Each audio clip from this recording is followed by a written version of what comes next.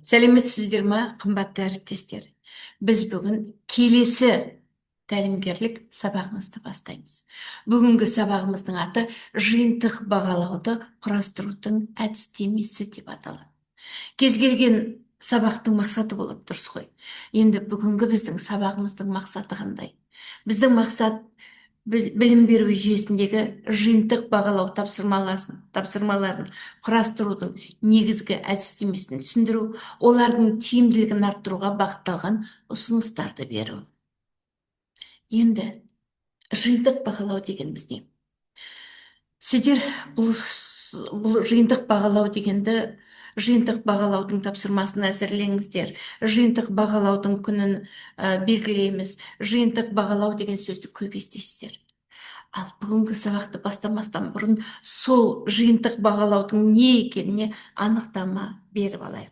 Сонымен жиынтық бағалау дегеніміз не? Жиынтық бағалау бұл оқу кезеңінің соңында, яғни 90-ның аяғында, немесе оқу жылының аяғында оқушылардың білімін, олардың дағдыларын, олардың құзыреттілік деңгейін бағалауға бағытталған үдеріс, яғни процесс. Бұл не үшін керек? Ол оқу нәтижелерін қорытындылау, сертификаттау, немесе келесі деңгейге үшін қолданылу үшін керек. Ал енді біз осы оқу барысында формативті баға, қалыптастырушы бағалау, формативті бағалау, жиынтық бағалау деген сөзді көп естиміз. Ал жиынтық бағалаудың формативті бағалаудан ерекшелігі, айырмашылығы қандай? Жиынтық бағалау бұл оқу нәтижесін түпкілікті бағалайды. Және бұл оқу процесін түзету емес, қорытынды жасау үшін керек бағалау түрі. Бұл бізде жиынтық бағалаудың кез келген тапсырманы алып, жиынтық бағалау деп бере беруімізге болмайды. Неге дейсіңдер ма? Себебі жиынтық бағалау сай болу керек оқу мақсаттарына. Сонда сіздің оқу мақсатыңызға сай жасалу керек жиынтық бағалау. Және бұл жиынтық бағалауды жасауда бізде бірнеше принциптер қолданылады. Соған байланысты жасалу керек, принциптерге байланысты. Ол қандай принциптер? Бірінші, валидтілік. Валидтілік деген егерде қазақшаласақ, ол шынайылық деген сөз. Бұл себебі тапсырма оқу мақсаттарын дәл өлшеу керек. Мысал үшін мақсат мынандай нәрсені талдау болса, сонда тапсырмада фактілерді жаттауға негізделмеген, талдауға негізделген болу керек. Міне, валидтілік, шынайылық деген осы. Екінші, сенімділік. Бұл тапсырма әртүрлі жағдайда да бірдей нәтиже береді. Бұл үшін стандартталған сұрақтар, мысал үшін көп нұсқалы тесттер қолданылады. Үшінші, әділдік. Тапсырма барлық оқушыға тең мүмкіндік беру керек. Біреуіне төмен, біреуіне жоғары мүмкіндік бермеу керек. Бірдей мүмкіндік беру керек. Және әрбір оқушының жеке ерекшеліктерін ескеруіміз қажет. Одан кейінгі принцип бұл объективтілік. Объективтілік деген түсінікті, бағалау шкалалары, рубрикалар қолданылу керек. Қамтушылық. Тапсырма оқу бағдарламасын барлық аспектілерін қамту керек. Қыздар, қалай қамту керек? Яғни бір бөлікті ғана алып қоймаймыз. Мысалы үшін жиынтық бағалауда бір ғана мақсат емес, бірнеше мақсат болады. Сонда бір ғана мақсаттың тапсырмасын ғана бермеуіміз керек, басқа мақсаттарды қамтуымыз керек. Сондықтан бұл принципті қамтушылық деп атайды. Одан кейін практикалық. Практикалық дегеніміз не? Тапсырма орындауға, бағалауға, уақыт пен ресурстар тұрғысынан тиімді болу керек. Міне осыны практикалық деп атаймыз. Енді біз осы жиынтық бағалауды құрастыруда бірнеше терминдермен жұмыс істеуге тура келеді. Сол терминдерді анықтап алайық. Бірінші, дескриптор. Әрбір тапсырмада дескриптор болу керек. А дескриптор дегеніміз не? Бұл тапсырмаларды орындау кезінде оқушылардың нақты қадамын көрсететін сипаттама. Осыны дескриптор деп атайды. Бағалау критерийі дегеніміз не? оқушылардың оқу жетістіктерін бағалауға негіз болатын белгі. Бұл бағалау критерийі деп аталады.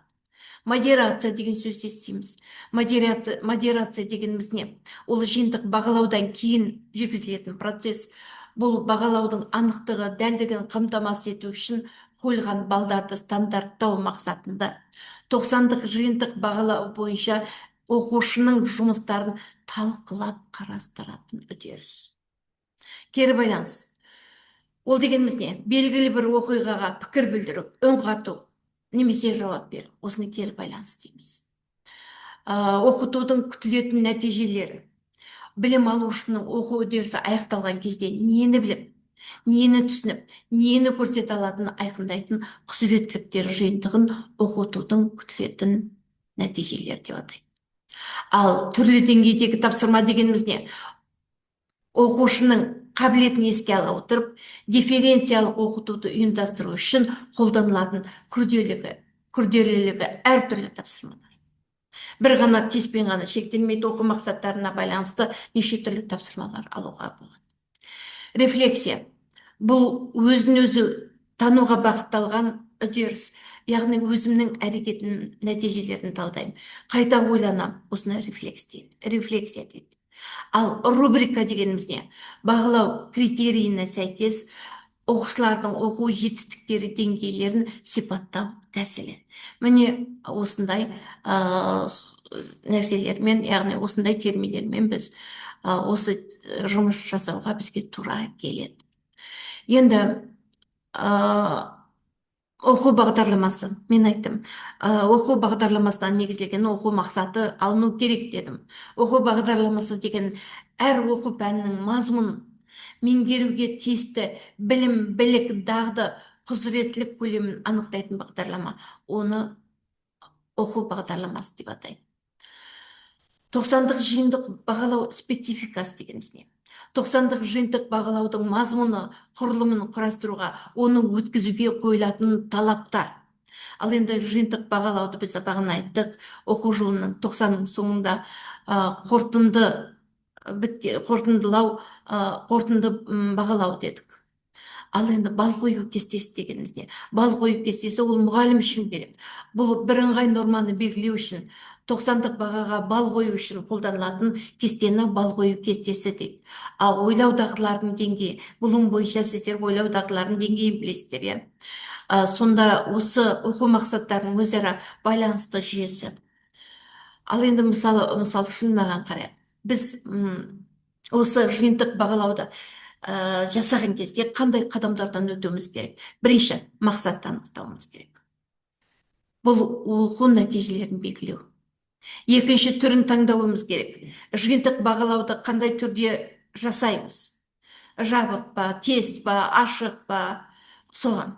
Одан кейін оны әзірлейміз. Бағанағы түрін таңдап болғаннан кейін оны әзірлейміз. Яғни оны рубриканы жасаймыз. Олар тапсырмаларға ұпай береміз. Одан кейін валидация, шынайылық, тестілеу және біздің эксперттің, яғни мұғалімнің, ата-ананың, оқушының пікірін қарастырамыз.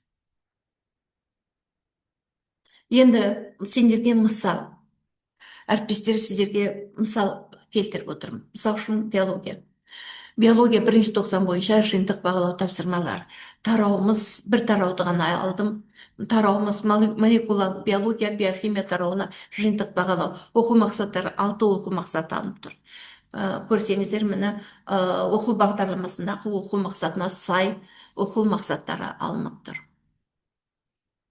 Енді білім алушы, оқушы қандай критерийлер? Соларға қандай критерий? Бірінші, судың маңызын көрсетеді, бағанағы 6 оқу мақсаттарына байланысты сипаттайды, көрсетеді, зерттейді, түсіндіреді, ажыратады, салыстырады. Ол қандай деңгей? Ол қолдану деңгейі және жоғарғы деңгейдегі дағдылар. Анализ, синтез, бағалау. Бағанағы болжайды деген, сипаттайды, зерттейді. Олардың бәрі жоғарғы деңгейдегі дағдылар. Енді қараңыздар, бағалау критерийі. Оған бір тапсырма берілген. Білім алушыға ол жерде дескриптор берілген. Ол жерде сурет беріледі. Сол суретке байланысты, суретке сәйкес судың қасиетін анықтайды. Суретке сәйкес анықталған судың қасиетін сипаттайды.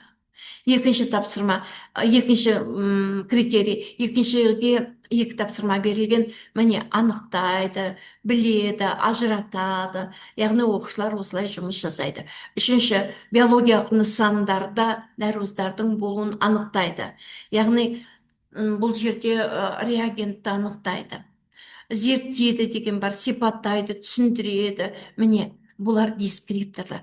Әрбір тапсырмада балар, әріптестер, дескрипторлар берілу керек.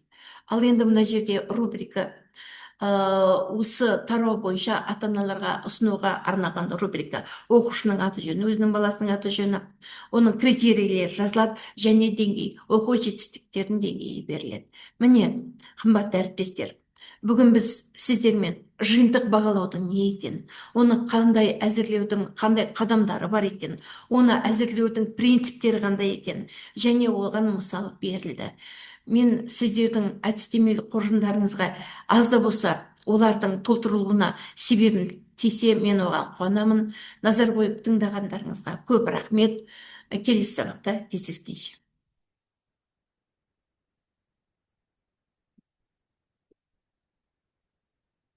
Пауза қойдым.